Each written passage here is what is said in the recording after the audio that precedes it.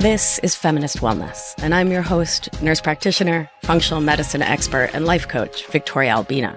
I'll show you how to get unstuck, drop the anxiety, perfectionism, and codependency so you can live from your beautiful heart. Welcome, my love. Let's get started. Hello, hello, my love. I hope this finds you doing so well. This week, I am beyond delighted to share a recent conversation I had with my dear, amazing colleague and friend, Sarah Fisk. I'm also excited about two things. One, the Somatic Studio. So the Somatic Studio is my 12-week somatic deep dive program where we talk about all the nerdetry, all the science, and of course, all the woo. And most importantly, you not only learn about the nervous system, polyvagal theory, how to map your nervous system, somatics or body-based practices, you also learn practical movements and exercises that you can do to get into deeper touch and connection with your own body, your own nervous system, your own emotions as they live and breathe in your body. And we practice it. Because you've probably heard me say this before, it's super cute and great and important to talk about somatics, but what really changes our lives is practicing, right? Is doing the actual work to be in greater touch with ourselves, to connect in with ourselves in new ways, in ways that deepen our self-regard, that deepen our understanding of ourselves, and deepen our capacity and the possibility of making new choices in the world. Which means if you feel an impulse to lash out, an impulse to go and hide, you can meet that in a different way. And all of that we will be diving into in the Somatic Studio. This is your last week to sign up for this first iteration, this first offering of the Somatic Studio. And you can learn more and can enroll now at victoriaalbina.com/Somatic Studio. So don't sleep on it. It's going to be a great offering. I'm excited for you to join us there. Yeah, it's very exciting. And Sarah and I talk a lot more about the nervous system and somatics because that is a thing we share. So keep listening if you want to hear more. The next thing I'm really excited about, and then we'll get to Sarah, I promise, is conversations. So for the last 219 episodes, the show has been mostly me, and that has been so much fun. It's really been this beautiful invitation for me to get clear on a lot of my thinking around the things we talk about here: psychology, polyvagal theory, somatics, the nervous system, codependency, perfectionism, and people-pleasing. It led me to come up with the term emotional outsourcing. Lots of really exciting things. And I'm really excited to pass the mic, to share this space with the brilliant people who are out there doing brilliant things, like my dear Sarah Fisk, my colleague Ellen Vora, MD, who will be coming on soon, and so many others. So I will be inviting people I love onto the show, and you'll have the opportunity to hear them, which is so much fun. And so I just wanted to share that with you because I find it very exciting. There will still be solo episodes, of course, where it's me diving into a problem that many of us face. And of course, giving you some remedies because you know how I do. So it will be the best of all of the worlds. And I love that. So now back to Sarah.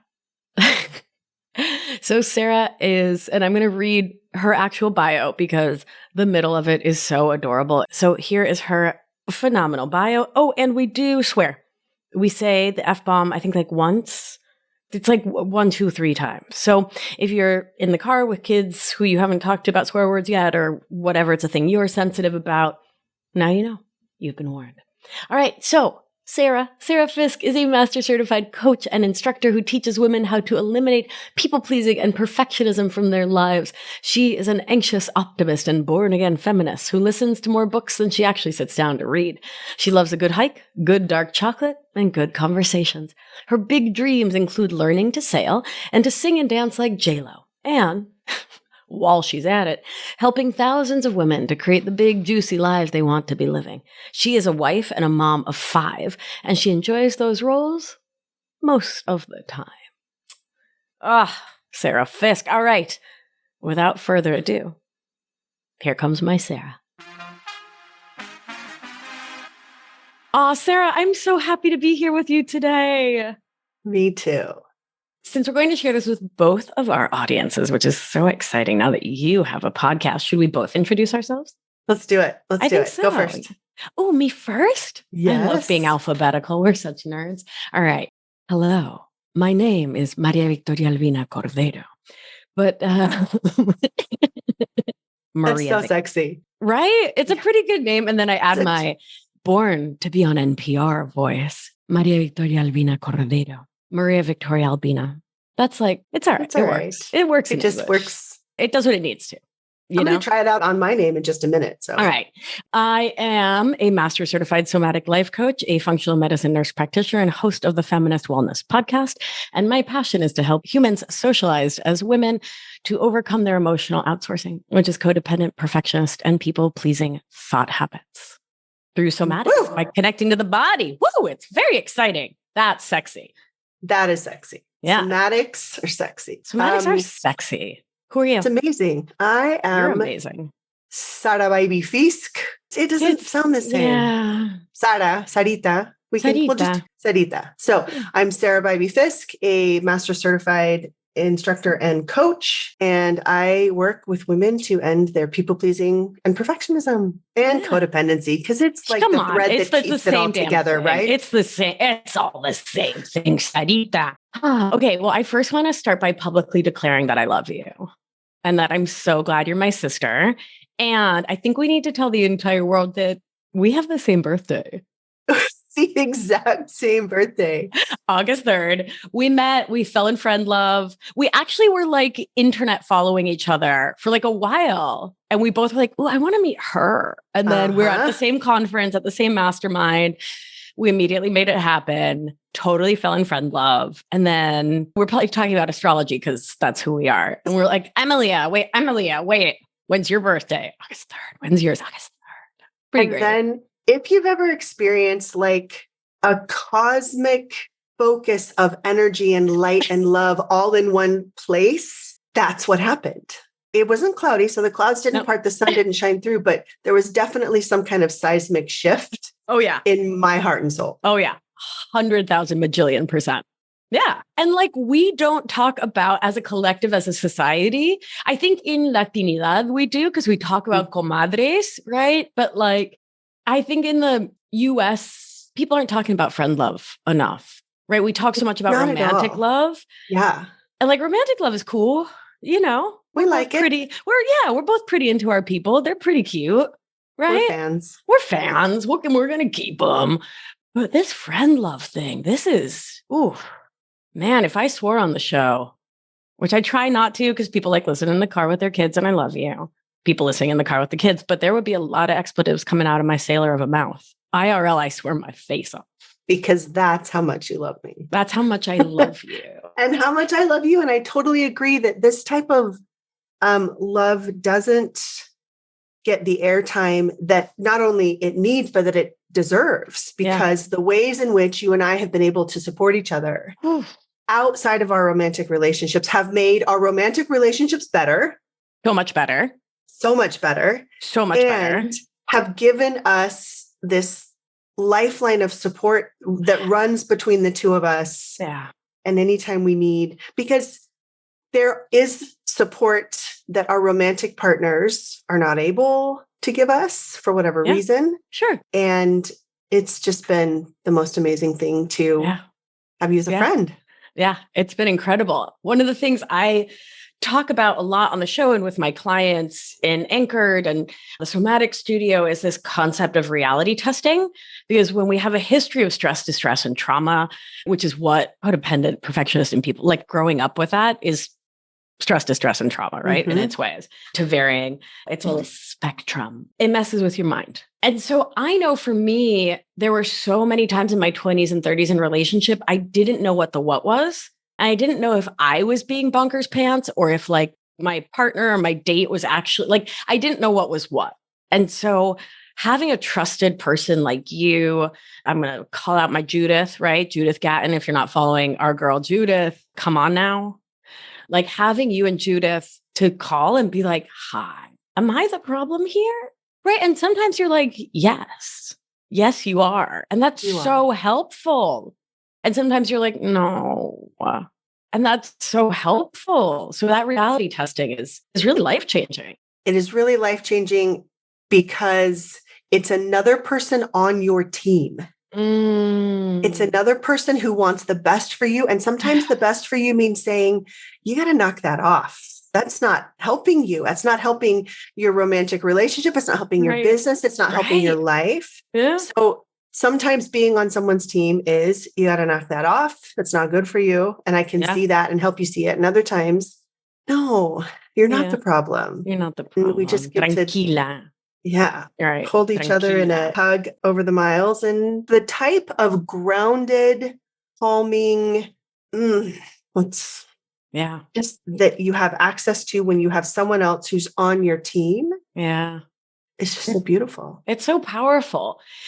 Because I've been developing the Somatic Studio and really putting the last 20 years of total nerd bucketness around the nervous system and somatics into a 12-week program, I've had the opportunity to distill down a lot of thoughts, right? And a lot of my own experiences into something easily accessible, shareable, gettable, right? And one of the big things I've been working with and have been talking with you about is why somatics matters. Like why regulating your nervous system matters. Like, why are we doing this? Because it's not cute, right? Like it's a lot of work. It's like a lot of work. It's not cute or fun. Sometimes, mostly not. But then it is, but then it's not, right? Yeah. And what you and I keep coming back to is choicefulness. Yes. Right? Is agency and choicefulness. And that when you are somatically connected, it supports you in making the choices you want to make for your life. Like, do I actually want to let my nervous system go to 10 of sympathetic and throw this plate across the room? Which is like not a choice. Like I didn't feel like I had choicefulness around things like that a decade ago. Do you know what I mean? Like absolutely. I just threw it. I just broke it. I just screamed. I just, oh God. I just floated away. Oh, yeah. I would sink back into myself. Yeah. Yeah. Yeah. Total dorsal. The ways in which we try to deal with our nervous system are so interesting because in the beginning, it's a complete mystery to us. Like, why do I feel this way? What's happening in my body? How do I fix it? How do I control it? So whatever programming you have around how someone who is socialized as a girl or as a woman is supposed to act. Right. That's your only reference point for what is okay to do with all of this feeling. And so for me, I grew up with a lot of programming around anger is bad. Anger is of the devil. Contention is of the devil. No fighting. And women should be nice and calm and good and sweet and nice. Did I say nice? Did I say nice? Yeah. But what about being nice? Does that matter? Yeah. It matters. It matters. I mean, at least I was taught that it matters. Wow. Yeah. And so you're having all of this nervous system pinging where you're angry, you want to throw things, but then you also have the rules about how you're supposed to behave. And that's tough. It's a lot to deal with. It's a lot to deal with. It's a lot to hold in one body. And so no wonder we go to rage monkey or we shut down completely. Yeah. Right. And I know I would ping pong hard between sympathetic and dorsal. Right. And mostly I was living in what I call functional freeze or somatic self-disconnection, where I was super functional and doing the things and getting the degrees and like, oh, look at me. I can practice medicine. Oh, I can do surgery. I'm married. Like I own an apartment. Like I was like, oh, on paper, but like was completely frozen inside, was not feeling the feelings. And because of that steady state of freeze, right? Functional freeze. When I would get upset, I would negate the feeling, negate, shut it down, negate until I felt like Mount friggin' Vesuvius and would explode and slamming doors and screaming. Or it's okay. I don't mean it. I'm okay. I'm fine. I'm fine. I don't have thoughts. I don't have feelings. I'm okay. I'm sorry. I must be the problem because I tried to set a boundary. I had a request. Would you please do one dish ever? Oh, I'm sorry. I'm the problem. I'm sorry. Okay. Yeah. For me, it looked like not paying attention to anything below my chin. Oh, girl. Of course not. I knew that I had feelings, but they were either Are happy you or sad. sure? Happy or sad, or maybe angry, right? Those are the only ones I was allowed to have, and just a little bit. And I had to constantly pretend that things were not wrong. It's fine. It's fine. It's fine. It's fine. No, it's totally fine. I'm it's not, fine. Everything's okay. It's okay. I'm fine. Yeah, it's fine. I'm fine. Yeah, I'm not absolutely miserable. Yeah. Right? Or shaking on the inside and just trying to keep my face straight so that you don't ask me what's going on. Oh, right. Because that's the worst. Because that is the worst. If I had to explain my feelings. Whew. Yeah. It's so fascinating that I had all of that, but it's like all of that was like the sparkly white snow bits of the snow globe, but I was actually the glass. Like I was numb. Oh, yes. I've never used this metaphor exactly like this before, but like I was the glass. Like I was the numb, inert thing, hard, hardened carbon skeleton holding it together while the inside was this hot mess that I like almost didn't know about, but very much knew about, but then was numb to, but then, Yeah. Right. Yeah. The most important thing was to appear to be fine. I'm fine. Totally fine. I'm fine. Functional. Totally. Yeah, it's great. I'm totally great. I'm functional. Actually, I'm impressive. I have certifications. That's the best way to distract from not being fine, is to be extra fine. Fine. Perfect. Yeah.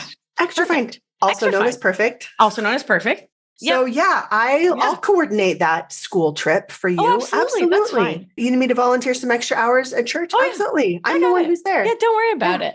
Yeah. And I'm exercising because staying slim is the most important thing. Essential. I'm going to take your exercising and I'm going to raise you triathlons. Wow. Oh, snap. Oh, wow. Okay. Yeah, because then I not only get to exercise, but I get to exercise in front of other people, and I get a t-shirt for it that I get to wear afterward, which says I am extra, extra fine. Wow. You know what I've been trying to tell you for years now is that you are impressive. Is that what you're trying to hear? Do you want a cookie? You know what? If you want to look at my shirt and if you want to let your jaw drop a little bit, I will eat that up. I know you will. I know you will, girl. You did a triathlon? Oh my God. I've done a few. I mean, it is actually impressive, right? Like putting our bit aside for like a millisecond, like you actually are a very impressive animal. Sarah, baby Fisk. Yes. You are actually an impressive animal. Also birthed for humans. Yes. So. 5. Don't forget my baby. Oh, I did forget the baby. That's rude. That's ew. That's okay. But the problem with being impressive for other people is that you got to keep being impressive. Well, it is a permanent state of being. Yeah. Impressive. Like last week's triathlon has an expiration date. So you got to do another one. That's true. You know, all of the volunteering that I did last month, nobody's remembering that anymore. So to keep up the impressiveness, so I got to keep doing it. The 24-hour news cycle. Yes. But it's literally, life. But it's your life. It is. Yeah. Do you know what impresses me about you now when you tell me about your feelings? Yeah. And when you tell me you feel vulnerable or scared or happy or angry or disappointed or frustrated or sad or grief or worry, then you tell me, and I feel that grief in my belly and it's blue. Then you go into the felt experience and you're vulnerable and you let me see you and hold you because we have co-created a loving relationship based on interdependent mutuality and reciprocity. All those big words mean we're really nice to each other. Yeah, I got you and you got me. Yeah. Yeah, we're like peanut butter and jelly. Yes, exactly. The thing that matters to me the most about this type of friend love is that it teaches me a lesson that I have not yet learned to my core, which is I can trust you and you can trust me. And that if there is something that comes up that we need to repair, that is actually part of a vulnerable, loving relationship. It's part of it. Doesn't mean anything has gone wrong. The better I love you, the better I know you, the more I show up for you. And the more you do that for me, we are going to bump each other's tender spots. Yeah. And that if we talk about it and we can repair it, we will actually be better and stronger for it. Because when you're living a pretend life where your only job is to show up as perfect and fine, you cannot reveal anything bad or wrong or sad or unhappy, because it fractures that facade of perfectness that you need so desperately to keep you safe. Right. And so for me, it has been literally a seismic shift to understand that safety is not in appearing perfect all the time and being impenetrable. That's why I love the glass globe analogy. It's good, it's impenetrable. It's impenetrable. But in allowing yourself to be vulnerable with another person in good times and bad times, and just trusting that the repair will actually make it stronger. Yeah. Yeah. And it has. It has and it will. May we continue to step on each other's toes with love.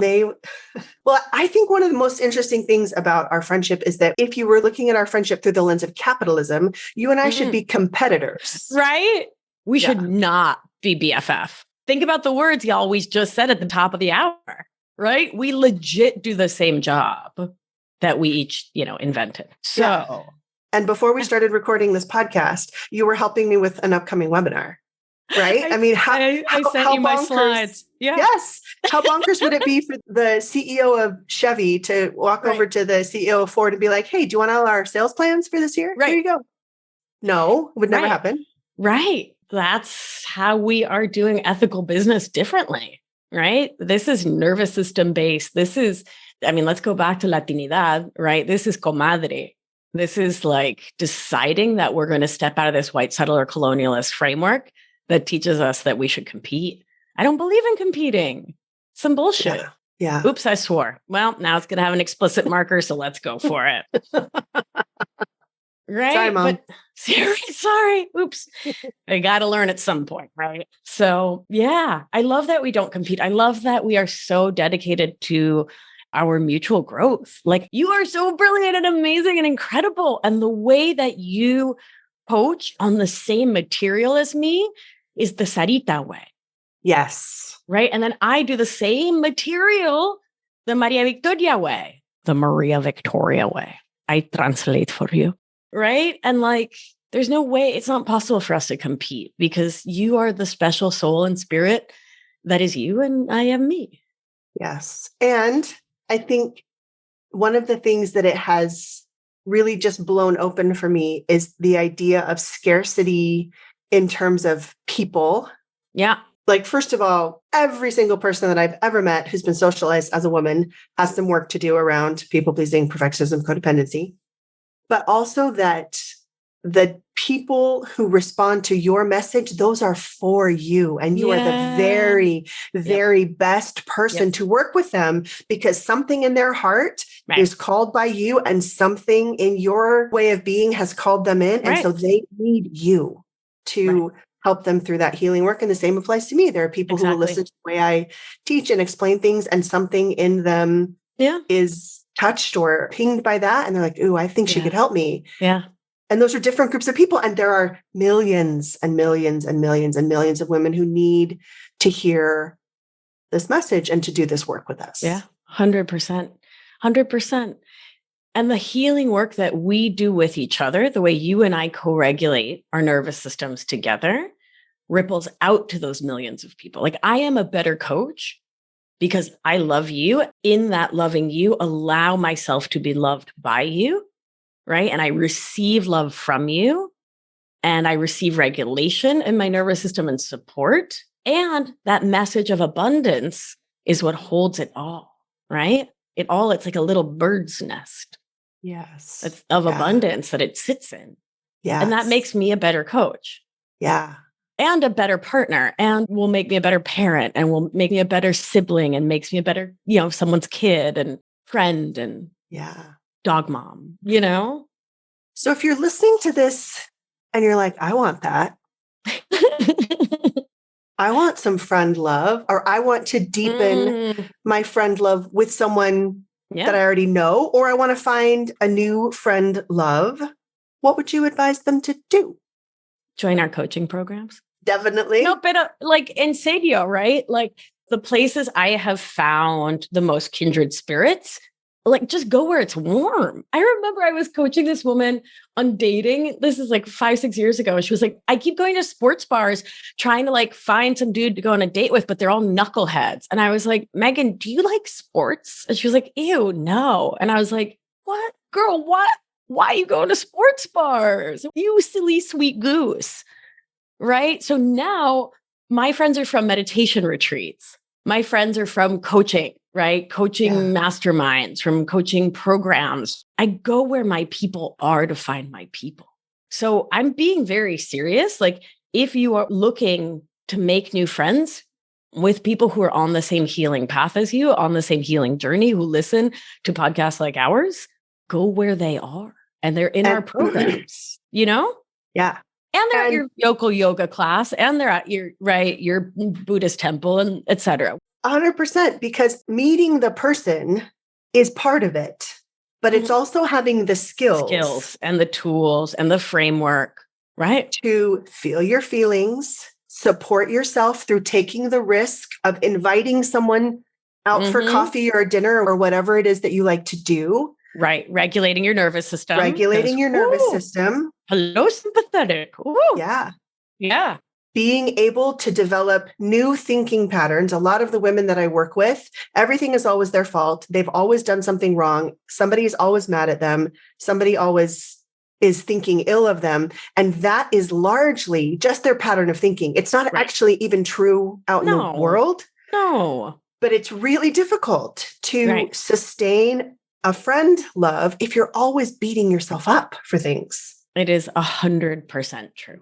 And so learning the way to talk to yourself to not only calm your own nervous system, but then to be able to show up for someone else, that's a skill. It's a skill. It's a skill. And it's a skill most of us didn't learn in childhood, wasn't modeled for us by our parents, for whom it was not modeled by their parents, et cetera, right? We can go down the ancestral, the lineage pathway, which we can maybe segue, not maybe today or maybe next time, but compassion, right? That just popped into my head. Compassion for the family line. But yeah, when we didn't learn it, and we learned, in fact, this emotional outsourcing codependent way of relating to self and others, we need someone to show us what's possible. Like in Anchored the other day, we spent like a not insignificant part of our coaching hour modeling how talking to our kids about an issue with the other parent can be either a loving, supporting, interdependent experience or like totally codependent and mesh triangulation.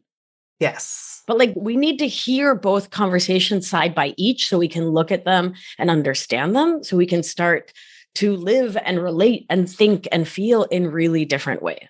And I think the last thing I want to make sure to say, because I was like, join our programs, but also like join a free program at your local library, right? Like it doesn't have to be our programs. I'm just saying go where it's warm. Start to ask yourself who your people are and go to where your people are, right? Like that is the real take home. I just know that you're dope. And so your program's dope. So I think everyone should take it. I feel the same way about you. Here's what's crazy. I recommend people follow your podcast. I use it. I send people to your social media. Likewise. Because I know and I trust you and I know what works. And I know that my people are my people and your people will be your people. And so there's not any, there's nothing there. Yep. Snack on that, capitalism. Honestly, what would it be like for women to believe so deeply in their own value? Oof. Like no one can Sarah like I can Sarah. No one can Maria Victoria Albina like you, Maria Victoria Albina. Yeah. Gracias. I'm actually Saritaing also. Saritaing. My grandmother called me that. And it's Evelina. No, a mí me encanta. If you're Julie, nobody Julie's like you. Nobody. If you're Susan, if you're Maria, nobody does it like you. Nobody does it. Also, I do have a cousin named Maria de la Soledad. And I'm like, that means Maria of Solitude. And I just think that's a lot to put on it. Can you imagine looking at a newborn and you're like, your name is Solitude? It's just a little heavy. Well, I had a roommate, Maria de la Encarnación. Wow. I mean, you want to take solitude and up it? You are Maria of the incarnation of our Lord and Savior, Jesus Christ. Epa. That's a lot. We know who won. Encarnita was what we called her. Right. Of course. Of course. Wow. Anyway, so here we're talking about how vital platonic love is, how incredible, how life-changing, how life-saving. I can imagine there's a lot. I'll say I don't have to imagine. I know because I've worked with hundreds and thousands of women, right, who are working with emotional outsourcing. I know that there's so many listeners who are like, but I don't have friends. I don't know how to open up. I don't know how to be vulnerable in this way y'all are talking about. Like, ¿qué? Like, what is this? ¿Cómo es? How do I do it? And what I love about you and I is, and I will say this boldly, as August 3rd Leos, we are in fact born teachers. We're also deeply humble and good looking and have great hair. But like, it's true. And teeth. You have really nice straight teeth. Yeah. I think you won on the teeth. Oh, no, I didn't. No. Anyway, okay, let's talk about, I'm going to coach you about that later with consent. Your teeth are perfect and everything about you is perfect. And I will fight anyone who says otherwise, but I will fight them with love. I will hug them with consent. Anyway, reeling it back in. Oh, this bunny brain of mine. We're really good teachers. And what I love about both of us as coaches is that we're born educators and we're trained in pedagogy, right? We're trained in the smarts of how you teach. So we both love to, on our podcast, the Ex Good Girl podcast and Feminist Wellness, and make sure you're subscribed to both. We both love to give remedies. We love to give antidotes. We love to give skills and tools. So let's talk about what are the solid skills and tools that a human listening who's like, I don't know how to do friend like this. I want to be super nerd teachers and assign you one. Will you assign me one? Excellent. Let's do it. Okay. Will you talk about attachment? So the beautiful thing about creating and seeking out and creating new relationships is that it's actually the testing ground for a different, healthier type of attachment. So I am an anxiously attached person. And some of this comes from, some of the way I'm going to explain it comes from the work of the author of the book Platonic, Dr. Marissa Franco, I believe her name is. Mm-hmm. And she talks about how attachment is a theory of guesses. And so my anxious attachment guess is if I attach to you, you will leave me. And so I come after you. I'm always worried about what you're thinking. I'm trying to prove that I'm worthy of being a friend. I'm trying to prove that I'm a good friend. In much the same way that we were talking about, it's fine, I'm nice, it's good, everything's good. It's just, It's pretend. And so when you are constantly trying out for the part of the friend, you never actually settle into just being the friend. Oh, that's so beautifully said. I talk a lot about how we from emotional outsourcing are seeking to prove our lovability. Yes. And I feel like that's the flip metaphor of like trying out auditioning for being lovable. Constantly. Every time we go out to coffee, every time I invite you to do something, I'm like, do you like me? Am I good enough? Is this, or is it working? Am I okay? Yeah. And so when you have the opportunity in creating new relationships to actually try on a secure attachment, and Dr. Franco in the book Platonic says that the guess of a securely attached person is, hey, things are going to come up. I'm going to bump your sore spots. You're going to bump my sore spots. And we're going to talk about it and repair it, and we will be stronger for it. I love that. Yeah. Isn't it beautiful? Because that's an anxious I like person, the guessing. Yeah. An anxious person is like, I can't let you see my sore spots or my deficits, my deficiencies as a friend, because then you won't choose me. But a securely attached person is, I see your sore spots and I let you see mine. And when they bump each other, we can repair and we're better for it. And so just to keep in mind that this is a bumpy or a potentially bumpy process because you're changing your attachment. And my favorite exercise to kind of ease into this is to make sure that you have a practice of practicing your secure attachment with yourself. Yes. My favorite comes from the work of Louise Hay, Mirror Work. Oh, sure. Yeah. So literally, here's the too long don't read. You find the sentences that you would most love to hear from someone else. Sarah, I appreciate you so much. I see everything that you're doing. You matter so much to me. And then to say those to yourself in the mirror. I will tell you in the beginning, it's awkward and a little hard. That voice in the brain, the bully is going to step up and say, this is so dumb. Why are you doing this? You know you love yourself. This is really weird that you need this much attention. There's probably something wrong with you. But if you can focus again, just bring your brain back to, I'm practicing secure attachment with myself first in this very focused way. It will show up in the friendships that you make. Yeah. I love What about you? What do you got for me? Well, first I'll say Feminist Wellness. I have podcast episode 129 is Attachment Style 101. 135 is Attachment and Nervous System Resourcing. 214, Understanding and Reframing Your Attachment Style. Oh, and then, 184, 85, and 186 are all about avoidant and disorganized attachment. So if you want to really dive into attachment theory and learn more, I have geeked out an awful lot about it because it's been super helpful in my own life to understand, right? I bring in all the science because, and then we'll get back to where we're going, I promise. For me, I used to blame and shame myself for being me an awful lot, right? Because I thought I was, well, now we have an explicit on this show. So I'm going to say I thought I was permafucked, right? Isn't that such a great term? Such a great term. I feel like I mean, someone else probably made it up, but I thought I heard it for the first time out my own mouth during a webinar, probably a year ago. And I was like, that's a good one. Anyway, so yeah, I thought I was uniquely, magically, especially broken. But it turns out studies show I'm not. I just historically have a leaning towards avoidant attachment or anxious attachment with avoidance when pushed. And now I'm living in a way more securely attached way with myself, with my friends like you, with my amazing partner, with our troublesome chihuahua. I'm just much more securely attached. It's pretty dope. And it's because you practiced. That's what I want to point out. So much. Do you want to assign me something to talk about or should I just go for it? Just go. Okay. So what I want to talk, I love you. You see how, can we just pause? I trust you. That's so nice. Thanks, Sarita. Gracias. Thank you. I trust you too. I mean it. Oh, I know. Every time I have really, really big news, Sarita's one of the firstest people I call because, So, okay, great. Well, then you just gave me homework, which was to talk about trust. So for me, so much of what kept me spinning in emotional outsourcing was not trusting myself, right? Thinking, again, I thought I was permafucked. So how could I trust myself, right? And then when I learned that I had character defects, that meant that I was inherently broken.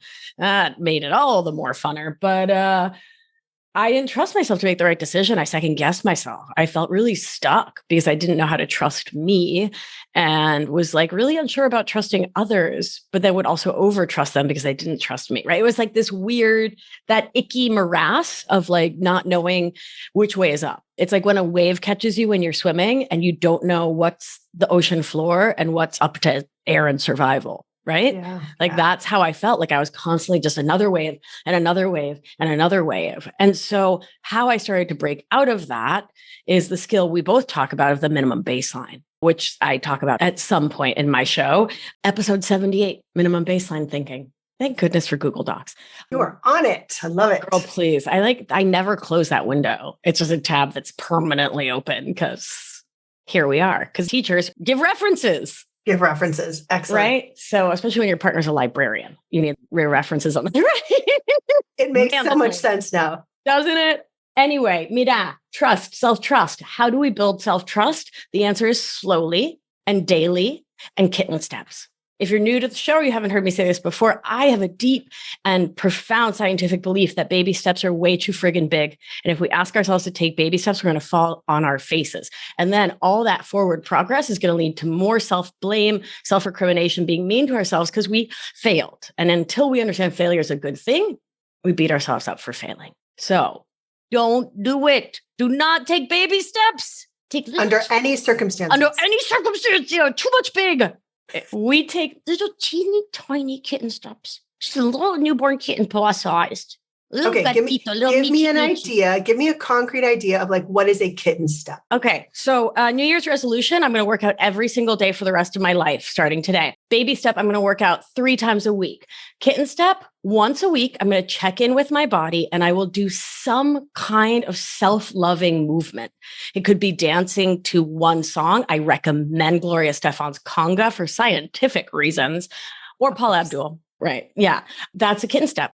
And the thing is, kitten steps beget kitten steps, beget kitten steps. Whereas falling on your face, failing and feeling bad about it and blaming yourself and beating yourself up begets doing nothing good for you. Yeah. Definitely not building more self-trust. Absolutely. So make it tiny. And so a daily self-trust building kitten step, I recommend that you use something you're doing already. Yep. And I mean this seriously. Like today, I'm going to drink a glass of water. Just the one glass of water. And what I'm going to do is label that glass of water my self-love act for the day. And I'm going to put that in the bank. And I'm going to let it count. Let it count. Oh, you were about to say it. Celebrate it. Celebrate it. So ABC, always be celebrating. There's nothing too small to celebrate. That's what we do in Anchored in my program. I'm sure y'all are celebrating all day long over there at Stop People Pleasing. Celebrate. Oh, you drank a single glass of water? Congratulations. You're amazing. And I mean it. I'm super earnest. Celebrate. You didn't say yes in the moment. You gave yourself a few minutes to think about it. Maybe you even said yes later on down the line to something you didn't really do. It's totally fine because you paused. You paused. And we're going to celebrate the pause. We're going to celebrate it. We're going to celebrate it. So make it something you're going to do so that you can really already start to build in that neural pathway that says, I have my own back. Yes. One of the things I love about talking to you is that when you talk about what you're doing in your program, I'm like, oh my gosh, I'm a genius because I do that too. Oh, I love that. Oh, my twinsies. It's confirmation of good work. Oh, God, we are so smart and so good looking. So good. Have I mentioned our hair? We have amazing hair because we are lionesses. Sarah, I think we're coming up on the 16-hour mark for this conversation. We should probably let the good people go. Though I believe in their autonomy. If they wanted to stop the tape, they would have already. But for those who are still listening, what I want you to just consider is number one, it is possible to have deeply fulfilling friend love relationships that actually build and sustain all of your other relationships. Amen. And it might take some work to find and build them. Yeah. It might take some work, but you are worth doing that work. You deserve the type of friend love that is fulfilling, sustaining, life-giving. And the first source of that friend love is you or you. What do you want the good people to know? I want the good people to know that change is possible. And if you are telling the story that you are indeed perma-effed, that's okay. It makes sense that you're telling that story. And I want you to know from the absolute bottom of my heart that it is not true, that change is possible for you. Healing is possible. You can learn how to regulate your nervous system. You can learn how to step into secure attachment. We've both done it. We are both doing it more and more every day. Let us be living proof, right? That this is possible. Let us be your guides. And let us be your guids. If this is something that you've decided, like, I really want to work on this, check out our programs. We both have websites and Instagram and Facebook and so wait, let's pause. Where can the people find you? Great question. sarahfisk.coach. .coach is actually a thing. Sarah Fisk Coaching on Instagram and Facebook. Beautiful. You can find me at victoriaalbina.com. If you head over to my website, you can download a suite of free meditations, orienting exercises for the nervous system, and so much more right at the top of the page for free. You can find me on the gram. I give good gram at Victoria Albina Wellness. And my podcast, again, is called Feminist Wellness for those listening on Sarah's show. Sarah, what's your show called? The Ex Good Girl Podcast. Such a good title. Love it. How'd you get so brilliant and so amazing? Maybe I was born with it. Maybe it's Maybelline. I don't know. I think you were born with it. It's not Maybelline. Some of it I was definitely born with, but some of it I've just worked really hard on. And some of it I'm still working on. And I think you were born inherently good and amazing and incredible. On and August perfectly 3rd. Lovable on August 3rd. So listen, if you were also born on August 3rd, I want to know about it. Send me a DM at Victoria Albina Wellness, or send me an email, podcast@victoriaalbina.com. And Sarah, I'm just doing a giveaway on the fly. I'm going to record a pep talk for you to have on your phone. It's going to be a downloadable MP3 or MP4 or whatever. I don't know. I'll ask the tech people, and you can just download it and it'll be a cheer for you, my fellow lioness. How many August 3rd are going to email? Dying. That is the fantastic giveaway. Isn't that so fun? Why not? What else am I doing? I'm not busy. If you want to email me, Sarah at sarahfisk.coach, I'm going to do it too. Wait, can I have one? You can have one. Okay, great. I'll make you one. Okay. Yes. I love you. Thank you. I love you too. It was a pleasure. Always. Thank you so much for listening, my love. What an absolute delight of a conversation.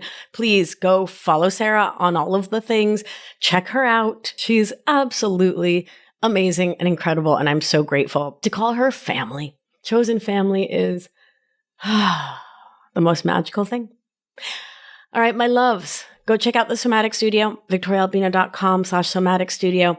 The next round of Anchored, which is likely to be the final round in 2023, starts in June. There may be another round, but I highly, highly, highly doubt it. So if you want to join us, now is it. This is not like some marketing scarcity BS thing. I don't do that, but it's just what's up.